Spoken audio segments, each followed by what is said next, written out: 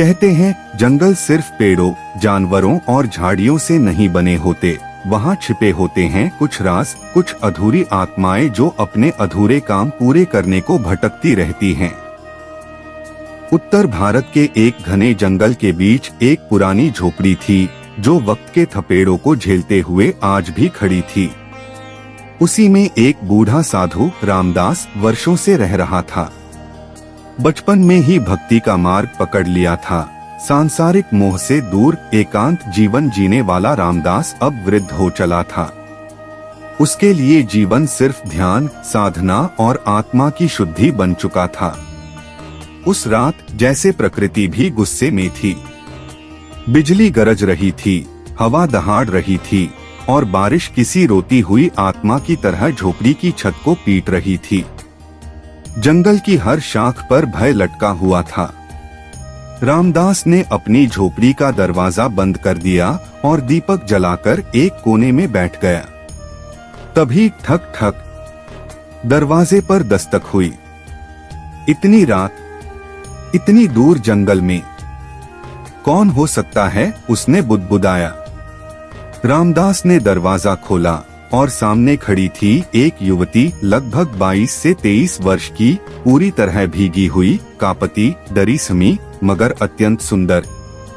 उसकी आंखों में भय और सहायता की याचना स्पष्ट थी।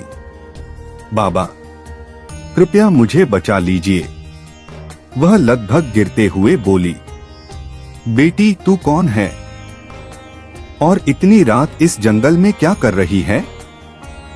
मैं अनीता हूँ, पास के कामराज नगर से। कुछ लोग मेरे पीछे पड़े हैं। वो मेरा शोषण करना चाहते थे। मैंने वहां से भागकर अपनी जान बचाई। रामदास ने बिना और कुछ पूछे उसे अंदर बुला लिया। उसके लिए चटाई बिछाई, दीपक की लौ थोड़ा तेज की। अंदर अब बस दीपक की हल्की रोशनी थी और बाहर का तूफान। बेटी, तुम राजा विक्रम सिंह की बेटी हो, फिर ऐसा क्यों हुआ? रामदास ने पूछा। अनीता की आंखों में पानी था। माता पिता के जाने के बाद सब बदल गया बाबा। उनकी मौत के बाद जैसे लोगों की नजरें मुझ पर रेंगने लगी। रामदास ने सिर झुका लिया, मगर उसे ऐसा महसूस हुआ कि अनीता कुछ और छिपा रही है, कुछ ऐसा जो सिर्फ डर से नहीं जुड़ा। बाबा, क्या मैं आज की रात यहीं रह सकती हूँ? अनीता ने पूछा। हाँ बेटी, यह झोपड़ी तुम्हारी भी है। अनीता चटाई पर लेट गई, मगर उसके कपड़े भीगे थे। शरीर की रेखाएं साफ नजर आ रही थीं। रामदास ने नजरें फेर लीं, मगर कुछ भीतर हलचल मचने लगी। वर्षों से साधना में सोए जज्बात जैसे करवट लेने लगे। उसने खुद को रोकने की कोशिश की, मगर आंखें बार बार अनीता की ओर जाती।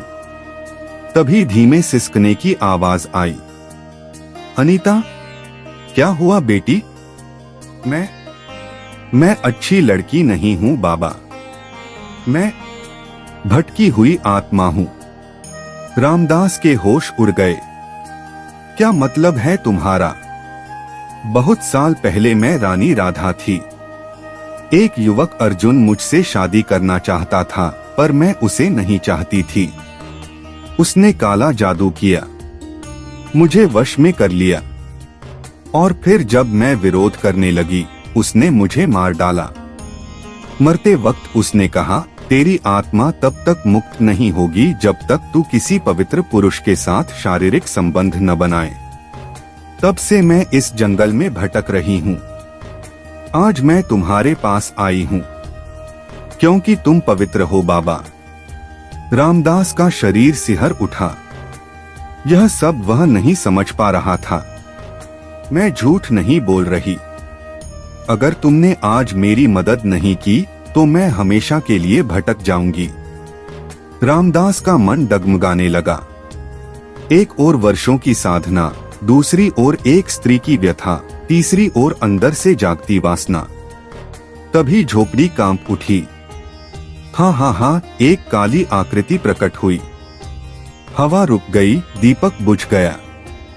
मैं अर्जुन हूँ, वही जिसने इसे श्रापित किया, और अब तू भी मेरे जाल में फंस गया साधु। रामदास ने आंखें बंद कर ली। नहीं, तेरे अंधेरे का मैं हिस्सा नहीं बनूंगा। अनीता के आंखों में आंसू थे। क्या मैं वाकई यह करने जा रही थी? बेटी, तुम अपनी आत्मा को क्यों गिरा रही हो? रामदास ने कहा। तुम में शक्ति है, वो शक्ति जो खुद को पहचान सकती है। अनीता अब कांप नहीं रही थी। उसने आंखें बंद की, दोनों हाथ उठाए, काले साये की तरफ बढ़ी। अब मैं खुद को मुक्त करूंगी।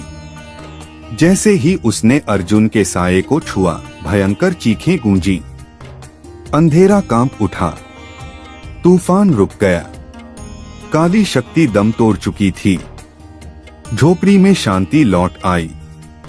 रामदास ने देखा, अनीता की आंखों में अब डर नहीं, तेज था। आपने मुझे बचा लिया बाबा, नहीं तो मैं भी एक पिशाच बन जाती। नहीं बेटी, तुमने खुद को बचाया, मैं तो सिर्फ आईना था। अनीता झुक गई। आंसू उसकी पलकों से निकलकर जमीन पर गिरे। फिर वो मुड़ी और जंगल से बाहर निकल गई, रोशनी की ओर। साधु रामदास झोपड़ी के बाहर आया। आसमान अब साफ था। चंद्रमा मुस्कुरा रहा था। वह जानता था आज वह सिर्फ एक आत्मा को नहीं, एक इंसान को उसके वजूद से मिला आया था। पवित्रता केवल तन की नहीं, मन की होती है। शक्ति बाहर नहीं, भीतर होती है, बस जागना होता है।